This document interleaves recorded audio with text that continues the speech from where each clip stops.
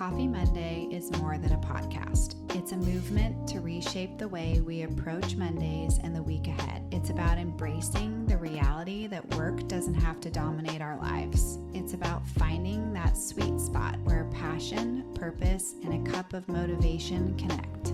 Filmed and recorded in California's Central Valley, join me, your host, Ray Pardini-Matson, as I invite thriving professionals to share their stories of how they're crafting a life that's both vibrant and balanced.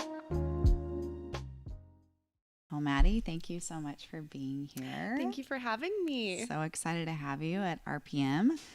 We've transformed our office a little bit, as you can see. I know. I love it. It looks so good in here. Thanks. It's fun. It's I'm grateful to Darcy at DH Floral. She provided these florals and stunning.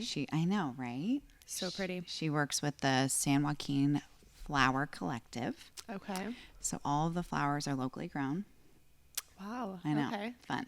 I love that. All about supporting local. That's part of, stunning. What I need to about. get myself a bouquet for my table at home. Love that. So thanks for being here. I feel like I'm so excited to tell your story and I want to share it with everybody. So would love to do just like a quick intro. Tell me about yourself. So, oh my gosh, I'm sorry. This is perfect. It was on Do Not Disturb. Okay. Lesson. I'm so sorry. Lesson on that. So, fun fact about Do Not Disturb.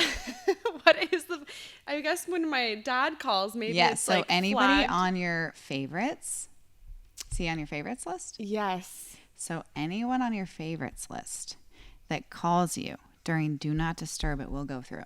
Oh. Made that mistake before. Interesting. So my dad's actually on his way to Burning Man right now. Stop. Yeah.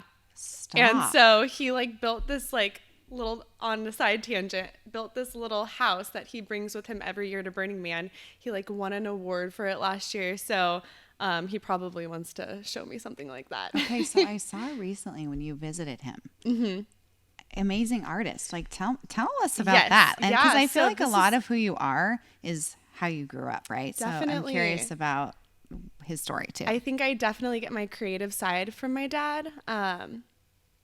Logistical side from my mother, but he was an artist. He was an architect when I was young, and then he retired, and now he's an artist and just builds a lot of things. And amazing. He is just like a little hippie.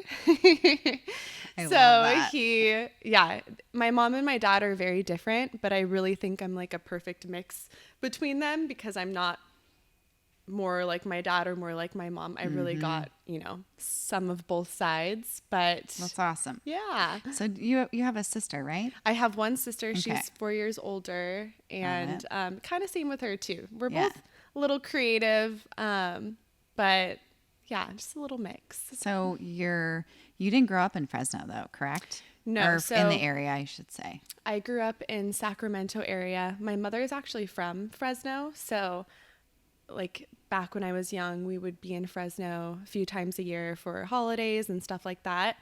And my cousin actually went to Fresno State, and I saw how much fun she was having with Greek life, and I knew I wanted to be in Greek life. My mom went to Fresno State and she was in Greek life. So I knew I was interested, and just cost-wise, it made sense. I wanted to be an accountant, so the business program was really great. Yeah. And I just went with Fresno State, and I'm so glad I did. I feel like it was just the perfect experience. Love that. So did you end up doing the Greek life? I did, yeah. So I did. I joined a sorority, and I met most of my best friends there. Love it. A lot of people ask me, do you ever regret going to college because you're not really using your degree now with your current job? And I really think just the experience overall, plus I learned a lot from just, taking accounting classes and getting my degree with that. It is helping me with my business now, but all of my best friends came from my sorority. So, and I'm still with them today. They were my biggest supporters when it came to me starting my page, and they've always been amazing. So, I'm I don't regret going to college at all.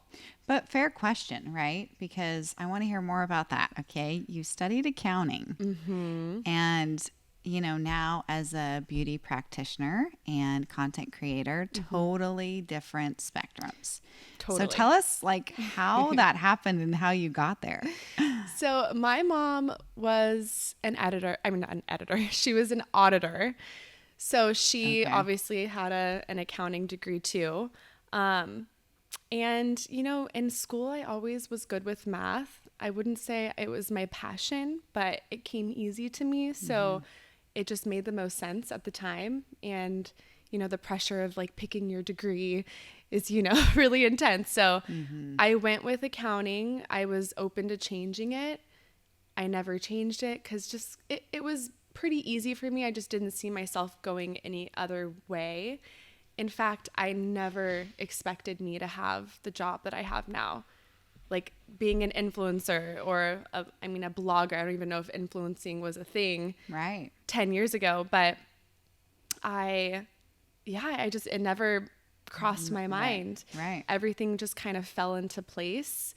But I ended up kind of turning my pain into my passion when I started struggling with acne, and that's kind of where I started my page, and things just kind of fell into place there. Amazing. So you studied accounting at Fresno State. You also, did you meet your boyfriend there? You're in a committed relationship. If you don't mind me sharing that. Yes, you guys are adorable. Yeah. We met my senior year of college, and he was my best friend's brother. So that's how we met. But love that. She likes it now. Well, I don't think she ever hated it, but I think, at first I was like, okay, is this going to be weird? It was never weird, but now we get to vacation together and so fun. Yeah. Dream, really. I know it has truly been. So fun.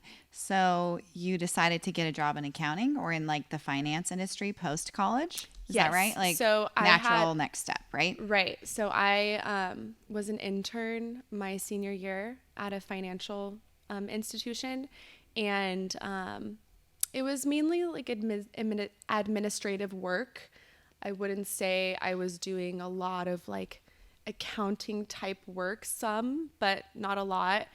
And I didn't really know what I wanted to do. I knew I wanted to stay in Fresno. I had a job here, so I stayed there for a while just to see what the next step was. I wanted to become a CPA, but I knew if I wanted to, work for one of the big fours, I'd probably have to move to San Francisco or Sacramento or LA, and I just wasn't ready for that. So I was there for 6 years, and I started my page on the side just as like a little side passion, and didn't think it was going to become my full-time career. And things just led to another. Yeah. So you mentioned you like personally struggled with acne, like your skin was super sensitive kind of your whole life, or was it like later in life when it started like it started happening? In high school. Okay. Yeah. Like most, right? Yeah. And we all go through puberty and we get breakouts. I think I always struggled. Like it was just a known thing that I had really acne prone skin. I used to be so jealous of all my friends. It always happens where all your friends have clear skin around 100%. You and you're just like the one struggling. They put like any product they want on their face. They don't have to wear makeup. There's no complexion issues. I feel you on that. Exactly. Like, why? Yeah. And I was always so insecure about that. And my friends would always say like, we don't see it. Like we don't see what you see. And I was just always self-conscious because there was always something on my face, and I would get really big cysts. So they're really hard to hide. And so it wasn't until I graduated college, I was at my new job, my job that I had, and I was listening to a podcast. I'm sure a lot of people listen to this podcast still, The Skinny Confidential. This is in like 2018. And she had Charlotte Cho on, and she's the creator of this book called The Little Book of Skincare. And I loved the podcast. I went and I bought the book. I read the book, and I just became super obsessed. I'm like, okay, now I know everything. Yeah.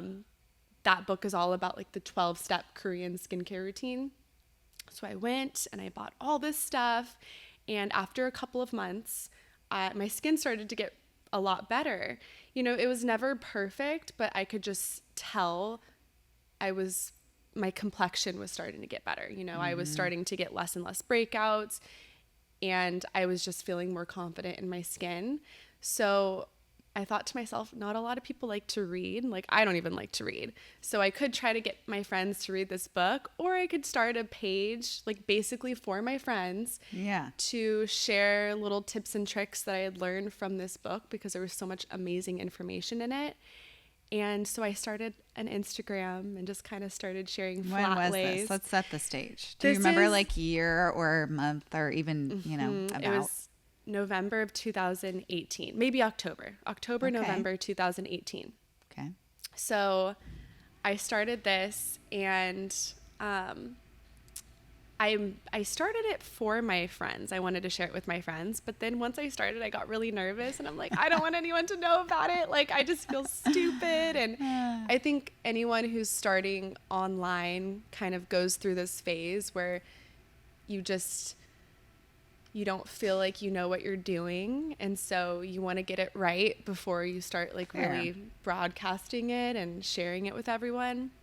Well, and just on that, I imagine it would be kind of a work in progress to get more familiar with talking on camera, right? Totally. And I honestly didn't even talk on camera for probably the first year, to be honest. So you just did like routines or what? Sometimes I would go on stories. I was never really talking. I was so nervous on camera. I mean, the thought of me looking at a camera and talking to myself freaked me out. Rightfully so, yeah. So I didn't, but I was just embarrassed with just feeling like I could, start something that meant something. I don't know. I was getting, I just felt like I wasn't good enough, or I didn't know enough. I wasn't a professional in the industry. So, I started, and after a few months, one of my best friends found it and texted me and was like, "What is this? I can't believe you're doing this. Like, this is so cool." I probably had like maybe 1,000 followers at that point. So, which is a lot for not even like promoting it or telling anybody about it, right? I think Instagram at that time was a little bit easier to grow on. Like pictures were shown on the Explorer page, and I will say I think that was in my favor, just the timing. But once my friend found me, I was like, F it, I'm just gonna start sharing it. So I started sharing my page on my personal Instagram, and that's when I started to see quicker growth, because I was getting a lot of people that I knew from like college, and you meet so many people that you're acquaintances with, and I didn't realize how many people like wanted to learn more about skincare and also needed help or recommendations. So I just started putting a lot of my efforts into this. This is when I started to post pretty often. The first couple of months I was just, putting a picture out here and there. Then I was like, okay, people are watching, like, put more effort into this. Yeah. So pause. Meanwhile, you're doing this while you have your 9 to 5, right? So that must be like nights and weekends, lunch breaks. Like, how did you manage that time-wise? Yeah, it was a lot of my free time went towards this. Lunch breaks, I feel like I would be writing out my captions. I used to do the long, like short blog type captions, so that would always take a lot of time for me.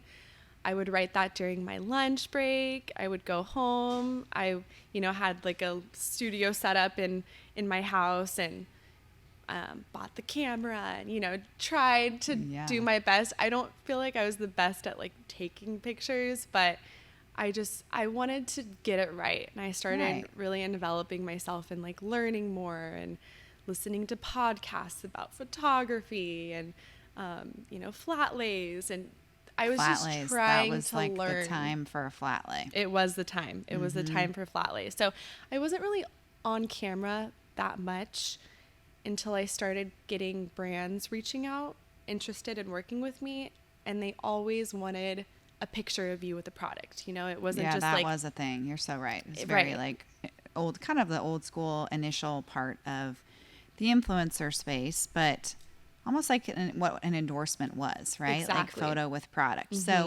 So at this point, what'd you say? You started in 2018, okay? 2018. So you're doing it nights and weekends in your spare time while you have your 9 to 5, growing kind of organically. I mean, even 1,000 followers, like I said, is a lot, right? So at what point, do you remember, like at what point brands started to notice you? Like, was it a certain number of followers or you're engaged? Like, do you remember that at all?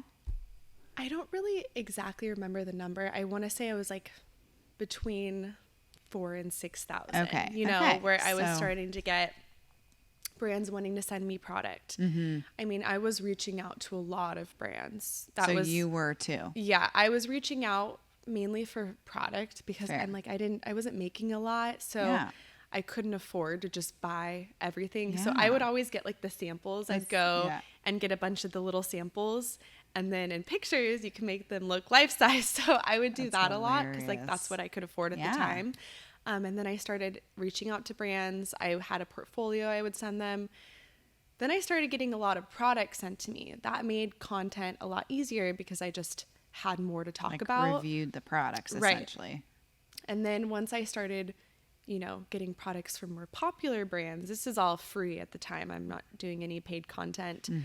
I don't think I got my first paid collab until it was 8,000, 9,000. You know, I was close Yeah. to 10,000. Yeah. And yeah, they wanted pictures of me. They didn't want, you know, So interesting. just a flat lay. And Was I guess this pre or post Instagram Reels and TikTok? this is pre. Pre. Yeah. Yeah, So that makes I think sense. TikTok had started at this point. This Yeah. is like the end of 2019, right? So TikTok was starting to be a thing. It may have had a different name at that point. Yeah. But I wasn't on TikTok yet. It was just like the music. It was called Musical.ly, I think. That was Yeah. the name. Wow. It was just the music Good app. memory. People were dancing. I knew about it, but I was like, I don't need to get on it because that's just not what I do. So TikTok, I joined TikTok the beginning of 2020, like right before The COVID pandemic. happened. Yeah. And, you know, that I think is like what really took off for me. That's where I saw a huge growth. That's where I saw, you know, things were just lucky at the time for a lot of people. And that's when I started getting into short form video content. Okay. I was starting to get more comfortable on camera. And that's, I think, when everything changed for me. Amazing. Amazing. And I feel like to your point, timing is everything, right? You had already been on Instagram. I feel like a lot of times some people do go viral overnight, right? Like that Right. is a thing for some. But one of the things I really love about your story is that you had to really put in the work. Like this was not an overnight situation. You Right. put the work in for years and got into TikTok at the right time. So then now you're changing form, right? You're going from photo and flat lays to really kind of putting yourself out there a little bit more with the video. So Right. I bet that was you were nervous. Like, how did you handle that? You know? Yeah, you know, I think what I've learned just from doing this for so long is you just have to jump at any new app that comes out or form of content that is starting to become more popular. I think I have such an appreciation for putting in the work too, because I wasn't an overnight success, that I've had so many hours of just trying and hoping that now I'm like, I will never give up because I'm in it for the long run, you know? Like Love that. I know some people, they blow up overnight and then they're like, well, I can do this again. It happened once, like it can happen again. Like I didn't blow up overnight. So I know that, you know, a lot of hours of hard work were behind this. So I wouldn't give it up for anything, even if it does get really hard, which Right. it can definitely get really hard Oh, sometimes. I'm sure. I mean, so many factors, right? So just kind of like putting the pieces together of your story. So at this point, you've grown tremendously. TikTok is now being introduced. Are you still working at your 9 to 5? Okay.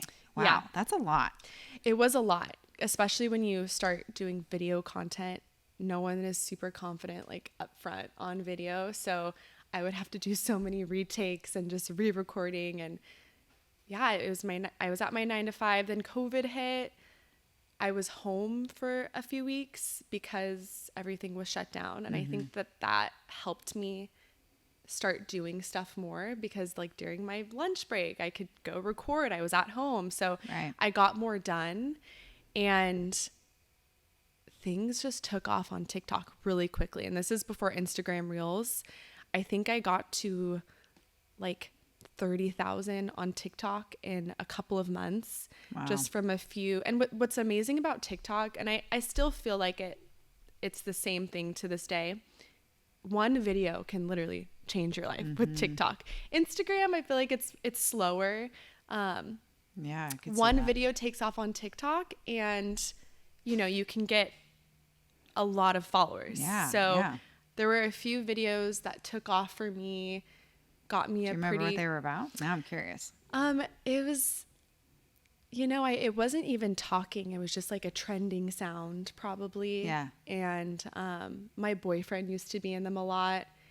I wasn't nervous posting on TikTok. I think it's, to this day, it's kind of like no one's afraid to post whatever they want on TikTok, because you don't really feel like anyone is watching.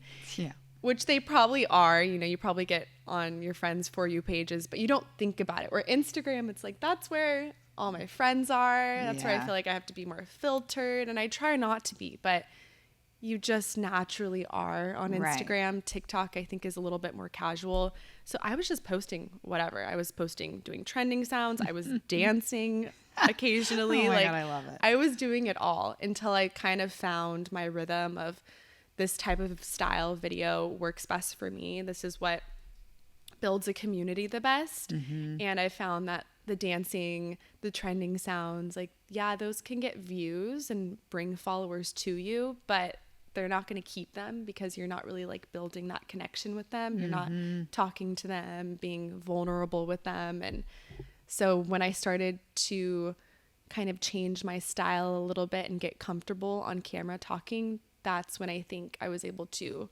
build a community that actually wanted to listen to me. Right. And then Instagram Reels started. This was probably the end of 2020 when they launched Reels. And again, you always want to be the first to hop on a new app or feature on an app. And Reels took off really quickly. I think not a lot of people were posting on Reels at the time. So I would just take my TikTok videos that were doing well. I would take the best ones and I would repost them to Instagram Reels. Yeah. And they would take off. And that's when I saw my Instagram numbers going up. And yeah, amazing. That's when things started to happen really quick. And I was like, whoa, what's happening? Yeah. But, so your handle, Choose Your Glow. Let's talk about it. So you've had that from the beginning pretty much, right? Yeah. I mean, I started with a different name, but I changed it after a month. And do you want to share? It was Pick Your Glow. And, I just was like, I don't really know what I was thinking at the time. I think I wanted it to be like, okay, everyone can glow. Like, what you get to pick how you want to glow. And pick is like a play on acting a little bit. Yes, I see where you're going with that. But then I just like would look at it and I'm like, I don't know. It just like sounded icky to me, So I changed it to Choose Your Glow. I felt like it kind of rolled off the tongue better. And I've just kept it. I feel like at this point I can't change it to my real name because it's been my name for so long that like when I meet people out that follow me, they always like, are you Choose Your Glow? And I'm like, I feel like I can't change it to my name now. I love that. That's like, well, and I love the meaning behind Choose Your Glow. You shared that with me before, how it's like, you describe it better than I can. I just feel like no matter how, like I want everyone to be able to choose how they glow, right? Yeah. Whether that's skincare, whether that's being confident, like there's so many different things that you can glow within, you could glow on the outside. And so I thought it would be cute to, cause my page isn't just about skincare and makeup. Like I share, health and wellness stuff and, just talk and get to know people. And, so it's not just about that, but that was kind of the main thing. Was, I love it. You know, I wanted everyone to be able to glow. I love it. I love it. So at what point, I mean, I also had a similar situation where I was working at a 9 to 5, freelancing nights and weekends and in my free time and whatnot. And I get this question often. So I'm curious how you would answer it as well. And I feel like it appeals to a lot of people who are starting on their own, whether that be as a content creator or an entrepreneur or even potentially changing careers altogether. How did you decide, like, okay, I can't, like, what was your tipping point kind of, right? Like, you're doing your 9 to 5 and you're doing this, and now this is growing tremendously. Did you have like a rule for yourself of like, when I make X, or was your time part of, like, how did you make that decision to be like, okay, it's time to leave my 9 to 5 and explore what Choose Your Glow looks like? Yeah. I think I promised myself that as soon as I was able to match my income at my 9 to 5, that it was time to, and like consistently, it wasn't just like 1 month, you know, like I wanted it to be a few months of me being able to match my income. Then I thought, okay, if I can do that on the side, like what could I do if I was doing it full time? Love that. So it was, when did I quit my 9 to 5? February of 2021. Yeah. Wow. So good for you. Like a year after the pandemic hit. And I always say COVID was like a huge opportunity for me. I hate to say that, but it really was. People were at home. Totally. They were on their phones. They were consuming a lot of content. They wanted to be entertained. And I just went full force into that. Yeah. So I think by the time I quit at my job, I was at 20K on Instagram. Wow. And I think I was probably 40K on TikTok. Wow. So, you know, I definitely had a following, but, you know, brand partnerships were kind of a slow start. Like I had them, but I wasn't really making a lot. Like there weren't huge partnerships I was getting that could just like completely take over my income until. Well, and I feel like too, when you're going from a steady 9 to 5 salary sort of position, and you're essentially going to now more of a freelance model where it's not a steady paycheck, really, right? I mean, every deal is structured differently, terms, all the things. Like, how was that? Was that scary? Was that exciting? So scary. And imagine having that conversation with my mother. Right. You know, like she was the auditor. Yes, the auditor. She's like, you went to college, you have a degree. Why would you throw that away? And she was always super supportive, but I know she was really scared for me. She was like, uh-oh, she's going to be moving into my house soon here. You know, like she just, I think was assuming the worst because she doesn't know this industry. And honestly, I barely knew the industry. You know, I was just kind of trying things out and I had no idea you could make money doing this. So yeah, I was really scared, you know, when income isn't promised every month, but I think it did help me work a little bit harder and really want to make it. And yeah, I mean, I think I've never really had a month where I like haven't been able to pay for things, but things definitely like change around and fluctuate. So it's just, you got to get used to it. Yeah.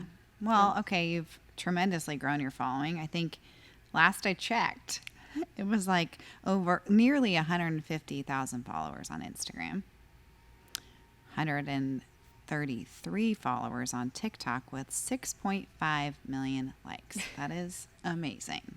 It's weird to hear those numbers. And I'm sure it's grown since I pulled those. You know, like that's amazing, Maddie. Like props. I wonder too, so now, you know, fast forward, 2 years-ish and change, your presence has grown, you're more comfortable filming on camera, obviously producing a ton of content. Couple things. Let's start with, how was that transition in your day? Like you go from a 9 to 5, essentially, like commuting, whatever that looks like for you, going to an office, collaborating with coworkers, even if it is in accounting or finance, there's still that connection in an office setting to essentially being a solopreneur and creating content from your home, right? Like, let's talk about that transition for you, and how did you structure your day, right? Like, did it take you, are you a routine person? Like, let's talk through that a little bit. I am now. For a while I wasn't, because, you know, I procrastinate. When I first quit my job, I procrastinated a lot. I think being with people all the time almost makes you work harder. I think there has to be something, right? Yeah, there For has sure. to be something there, because I would get so much work done when I was working at my 9 to 5, and, you know, I was just always doing something. So I didn't really have time to procrastinate because I had so much I wanted to do in a day. But then I had the entire day to myself, and I'm like, what do I do here? Like, I have to hold myself accountable, and I just wasn't used to that. So for the first few months, it actually was a really hard transition. And, you know, my boyfriend wasn't working at home anymore. So I was just by myself in the house. Like, I, you know, could just watch TV all day and no one would say anything to me. So that was hard, but I had to just keep going, and I had to get into a new routine. Now I have a very specific routine that I think helps me. I have to get a bunch of stuff done in the morning, you know, like my morning routine. I'm not really. What time do you wake up? Let's go there. 7:30. So not crazy early. I'd like to wake up earlier, but, you know, I'm always on my phone in bed at night. But I wake up at 7:30. I'll take my dogs on a walk. I'll go to the gym, eat, have lots of caffeine, and then I'll start kind of creating content. But my creativity usually comes from the night before. So for some reason at nighttime, that's where I get all of my ideas. Love that. And it probably is, you know, from scrolling and, you know, watching other people and getting inspiration from other content or podcasts or whatever it may be. But I always write down what I want my 3 ideas for the next day to be. And sometimes it changes, but I always start my day with 3 ideas. I try to do at least 3 videos a day. Wow. On TikTok, and then I'll take my favorite one and I'll post it on Instagram. Okay, wait. So you film 3 videos a day. I try to. Sometimes, I think weekends, sometimes it can be hard just because if I'm traveling or if I'm with people, I get, you know, camera shy. Yeah. So do you film them and post them the same day? TikTok, usually, yes. Wow. Yeah, usually TikTok, I'm real time. Wow. And I kind of like when I follow other people that do that. I enjoy that. I enjoy that, like, oh, I'm there right when things happen. So I try my best to do that on TikTok. Instagram, I think, is a little bit more curated. Well, it's interesting, right? Because I feel like some people photograph things like weeks, months in advance. Yeah. So I love that. Like, it's very real. It's very authentic. Huge portion of why your followers follow you, right? And like enjoy your content because it's in real time. Maybe I would. That's cool. Yeah, I would hope so. And it just kind of makes it easier for me too, because I'm just like, that's my goal. I have to get it out of the way, you know?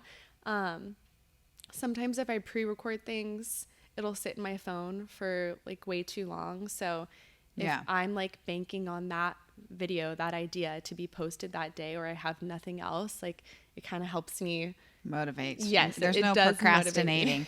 So do you edit all your own videos? Wow, I do. Amazing. I usually do it in the TikTok app, to be honest. Awesome. I find that that's the easiest. They have really user-friendly features now, and Great. you know, you can add a voiceover, and it looks like the app InShot. I used to use InShot, but TikTok's editing features look like InShot now. So I do everything in TikTok. All the things. Love that. Okay, so you've done your workout, you've had your coffee, and then do you film like in the mornings? Do your 3 videos in the mornings? Yeah, so I'll start filming. Sometimes I'll film a video, edit, post. Film a video, edit, post. Oh, so one at a time. I like that. So then it's like by the time when you look at what times I'm posting, usually they're like an hour or 2 apart. And that's because I'm doing editing and adding text overlay and all that stuff. So, you know, by 5 p.m., I'm usually done. Sometimes certain videos take longer. So maybe I'm done by 8 p.m. But yeah, I have a pretty consistent work schedule now, because I think I do well with that. I do well with the type of schedule where it's like, this is what I'm doing every day. So like I can't change it, or if I'm changing it, it feels weird. So that's what works for me now. And then by the time I'm done, then I'll, and usually when I post, I'll engage with people afterwards. I'll reply to comments. So you're doing all that?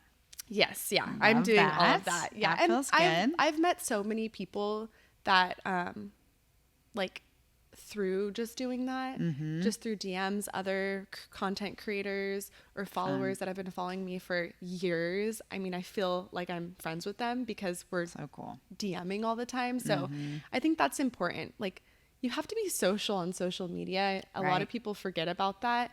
That's probably 50% of it is just actually replying to people. If they have a question, like getting back to them, if they're DMing you, if they're going out of their way to DM you, like you should at least try to get back to them. I know it's impossible to reply to everyone, but I do my best. That's amazing. So how do you I love your content. I've been following you for a while. So fun, so entertaining, but also so educational, which I love. So, and you have a fun mix of like funny things that are relatable. Like, how do you, because it's you, yourself, and you, right? How do you stay creative and like think about these fun things? Like today I'm going to dance in the mirror and talk about pimple patches. You know what I mean? Like that's, I don't think you've ever actually done that, but like, you know what I'm saying? Yeah. Like how do you stay creative as a solo act, if you will? Yeah. I think every video I want to entertain in some way. And sometimes that's like inspiring or motivating. I want someone to leave the video with something for them. Like I don't want it to just be all about me. And so yeah, every video I think about, okay, how can I entertain the person? If I'm not entertaining, how am I inspiring them or teaching them something? And so that's kind of like my main goal. Also, like the first 3 seconds are the most important. I always say that, especially with short form video.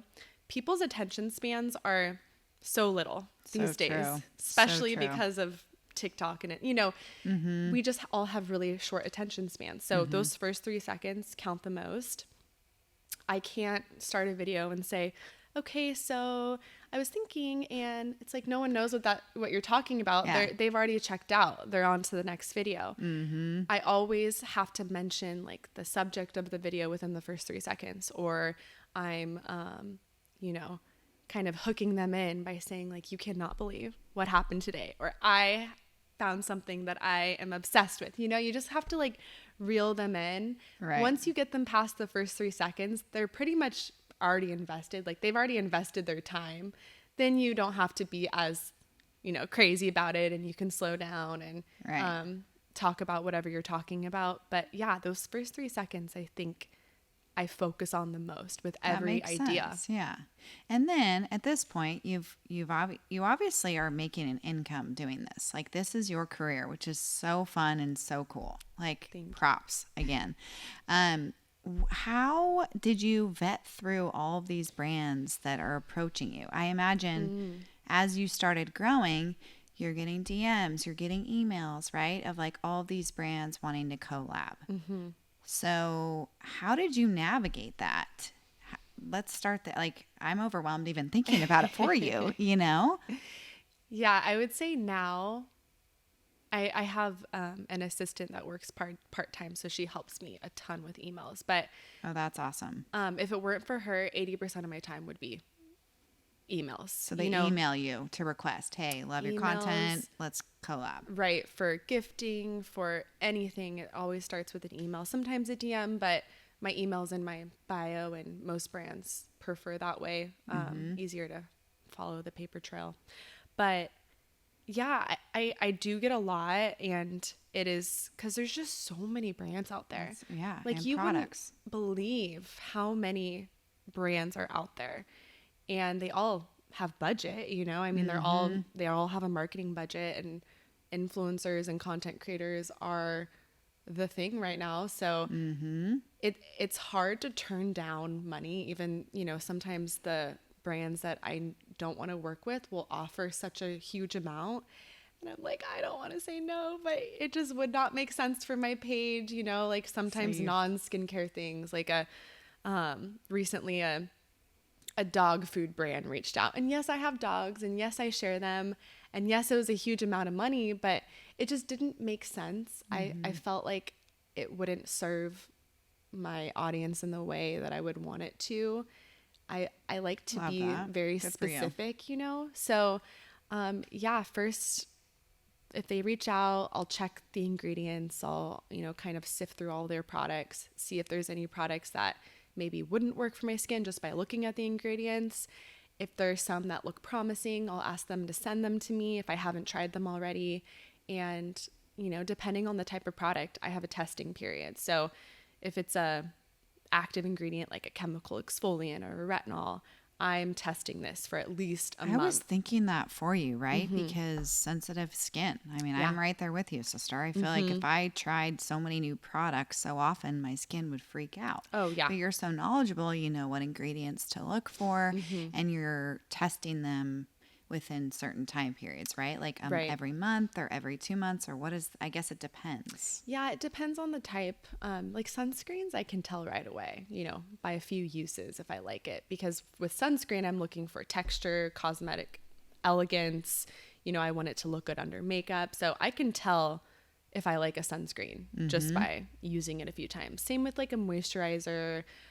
Those are more the texture, and obviously if I break out from it, then I'll flag it. But I used to not look at the ingredients. Like probably 2 years ago, I was just like, okay, if you want to work with me, send it to me. I'll try it. If it doesn't work out, I won't work with you. And sometimes my skin would just have freakouts. Freak out, yeah. But yeah, once I started looking, I use a website called Acne Clinic NYC. You can like take the ingredients from a product, put it in this system, and it'll flag certain ingredients. So if there's any ingredients that are flagged by this website, I won't even test it. But sometimes it passes, they send it over, then I still want to test it. Fair. And most of the time, it works out. Sometimes, the fragrance is too strong, and as someone with sensitive skin, I can tell right away, okay, this is way too strong. Like I won't use this every day. Right, yeah. But I think there's more of a system in place now where I can test things. I'll let the brand know that I like it. Then we negotiate. Sometimes negotiating takes months. I mean, I've been in negotiation with a brand for 6 months before. Usually the bigger brands, there's just so many people they need to get approvals from. But it's a process. I bet, yeah. And you're going through the like initial vetting part. So you're not wasting their time. You're not wasting your time. You're true to your brand and what you're wanting to do, which is very admirable. And then you kind of go from there. So I feel like that's just great to hear that you're not like, for lack of a better way of saying it, kind of selling out in some ways, right? Like how enticing for you to get some of these collabs, but you just decided, no, my follower, that's not the right fit. So that's awesome. I mean, yeah, I'm not doing the content for the brands. I'm doing it for my followers, and working with brands just kind of helps keep a steady income so I can continue to do this full time. But I would never want to work with a brand that I don't think my followers can benefit from. As soon as I do that, then I think I'd lose respect from them, and they're the most important piece of this puzzle. Yeah, I know. And I feel like I love how you review brands and are just like really honest. Like, I like the texture of this, but I don't love the tint. Or you're just like very real about the review. And it doesn't feel, I don't even know half the time if it is sponsored or not, which is like great, right? Because you want it to feel authentic and genuine and all the things. So I think you do a great job of that for sure. Thank you. And so, so they send you vet the ingredients, they send you product. If you don't mind me asking, like, are you getting like 1 box a day, a couple boxes a day? How many product packages are you getting? So I'm like, I bet you're overwhelmed. These days, a lot. And, I usually say yes to any brands because I have a nonprofit on the side that I donate a lot of skincare to like domestic violence shelters in the area and just like women in need, and I'll do giveaways. So I'm never wasting products that I get. So let's talk about that. So excess product that you don't use, you package like beauty or toiletry items for women in need locally, and like Marjorie Mason Center or other organizations. Okay, amazing. Yeah. So we've worked with Marjorie Mason Center a few times. Basically, I have this like group of women in the area. There's like 6 of us, and we get together once a month, and we get these little bags, and we just do a few products in each bag, make it look all cute, and then we go to, most of the time it's domestic violence shelters, just because these women, you know, drop everything and they go and they don't really bring anything with them. And a lot of these places will give them basic toiletries. Right. But they don't really get, you know, something No, I to know. I mean, I worked at Marjorie themselves. Mason Center for years. I saw it firsthand. What you're doing is so important for them. Because they definitely don't feel beautiful or pretty. They're just, you know, straight survival. So exactly. That's amazing that you're doing that, and for your local community too. Because I feel like that's just feels even better, you know. Yeah. And you know, sometimes brands, like I'll tell them, I'll link we have a Instagram page for this. What is the name? What is the handle? It's the Self-Care Project for Women. Love that. And so I'll tell brands this, like, by the way, if I don't get to the product, it will be donated to this cause, kind of let them know. And sometimes they'll send a box full. Like, I had a few brands just send me a box of like 100 products that we could use. So I do feel like saying yes is benefiting, you know, your community, women somehow. 100%. And that's important to me, because I know, you know, a lot of influencers get a bad rep for having all this product that they don't use and being wasteful. Like, I never want to be wasteful.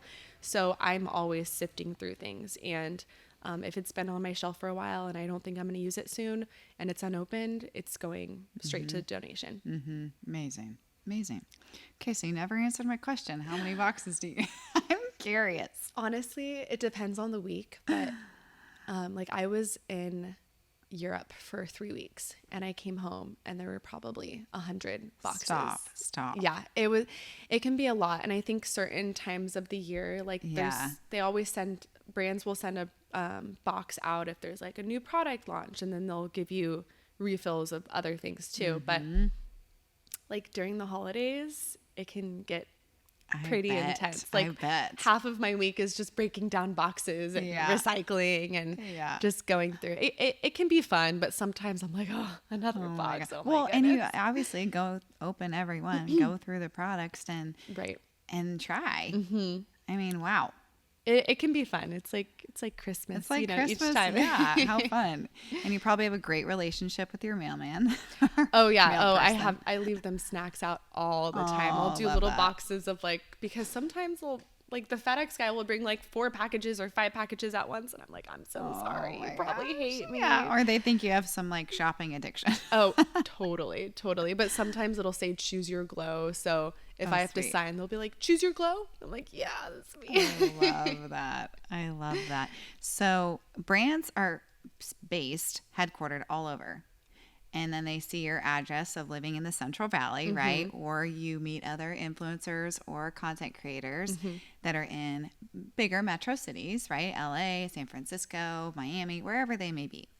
And you tell them you live in the Fresno area. Right. What, like, first of all, obviously very proud of being a Central Valley girl. Yes. And I love that about you and your story, and your choosing, no pun intended, to be here. And in a committed relationship and all the things. Like, what is that like? Like, what do people say? Do they know where it is? Do they have a response? I'm just kind of curious, because I lived in SoCal for a while too, and I want to give Fresno a good rap. So I'm curious, like, well, I think because I go to LA a lot, sometimes New York, but I think LA people, when they hear you're from Fresno, they're like, oh, but you know, that's LA for you. Yeah. But true. I think a lot of people think Fresno is the city that you drive through on the freeway. That's just 100%. A little piece, and that most of us don't even really see that often. And there's so many amazing areas of Fresno. There's so much opportunity here too. And I you know, agree. the cost of living is a lot lower. You can actually afford to buy a home, and, you know, it's easier to afford to buy a home. And so because of that, I feel like I've been able to put a lot more of my money into investing in my business and my life. Love that. Yeah. And, but yeah, a lot of people are surprised. People always ask me, are you going to move to LA anytime soon? And I don't see that in the foreseeable future. I really like it here. I think we're really central. So it's easy for me to travel to LA for a day if I wanted to. I'm still halfway to my mom, who's in She's Sacramento, still Roseville north. area. Okay, yeah. So I think Fresno is a perfect location, to be Right. honest. And I'm really happy here. And obviously I've started a life here. And Right. And you get to all the things you mentioned paired with, I mean, you're still connecting with people probably all over the world.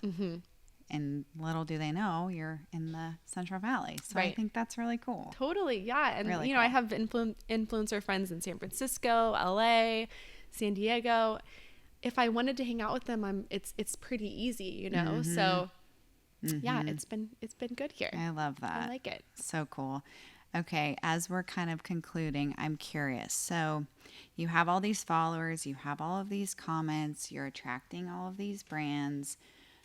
I imagine it's not all rainbows and sunshine, right? I wish it could be. I do too, but man, do people get brave behind that phone or computer Yeah. screen, right?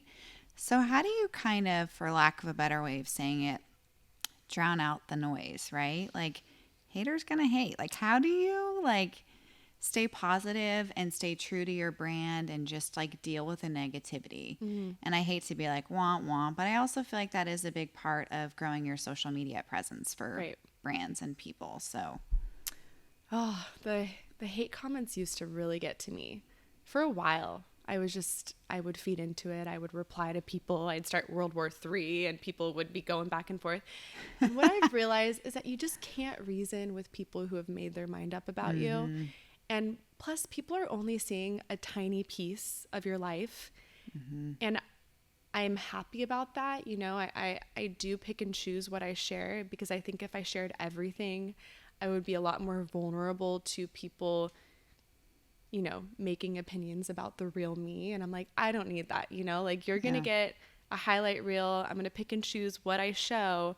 And if you know, say rude things about me or form an opinion about me, like, you don't even know the real me. So I can't get to me. I'm not going to let that get to me. good for you. So, Good you for know, you. I don't really read comments, the mean comments anymore. Like, if it starts out and I'm like, oh, this is going to be a mean one, I just skip it. I don't even give them the time of the day of reading their entire message. DMs, people get Oh, I bet. real, even more so. you know, real rude in the DMs. But, you know, Just- there's nothing I can do about that. That's You've so true. made up your mind, and I'm not going to try to change it. Yeah, that is so true. So true. Good feedback on that. Thanks. Good feedback on that. It works now, you know. Yeah.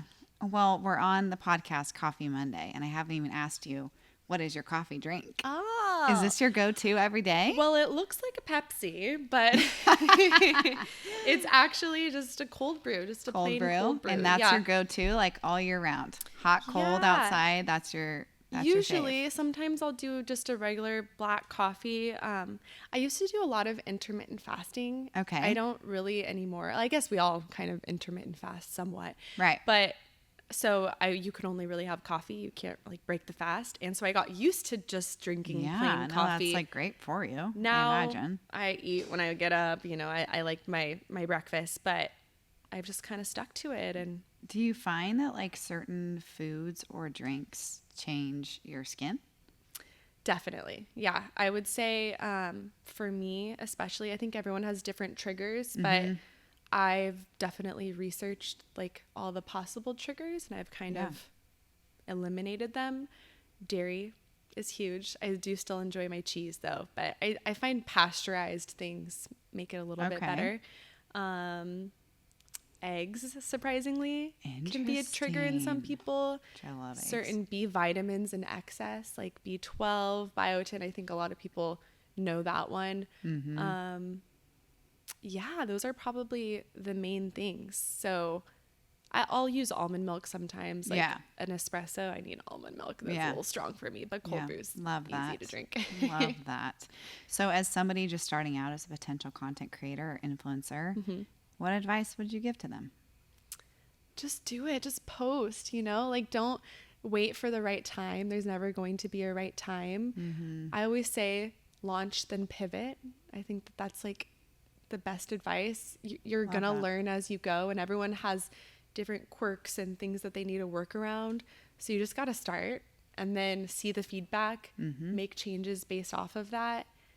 But just do it. Like, don't let waiting for the right moment stop you. And I have a friend that I'm helping with her TikTok right now.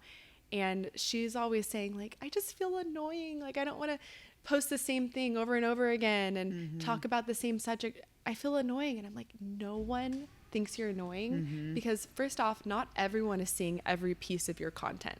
So that's an important thing to note. We think, if you're following me, you're seeing every single post. That's just not true. I could probably talk about the same thing every day of the week and no one would get tired of it because not everyone's seeing every single post. So just post, see, you're going to get more comfortable over time.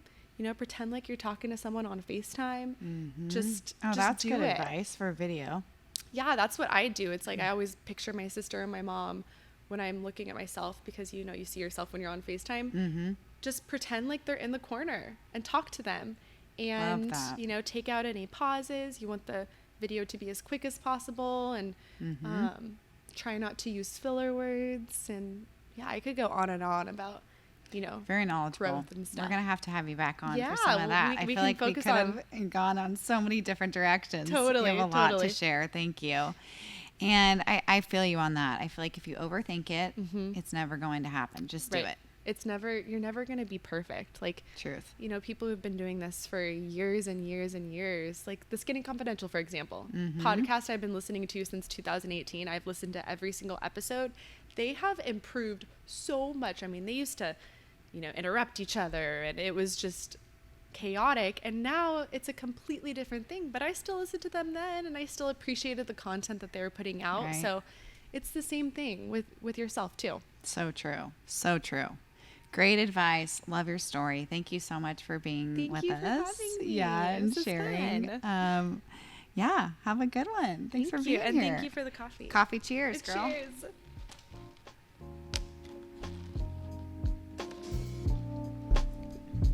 Good. Thanks for listening. Feel free to rate and review this episode here and connect with us on Instagram if you have any thoughts, questions, or any guest suggestions. Thanks.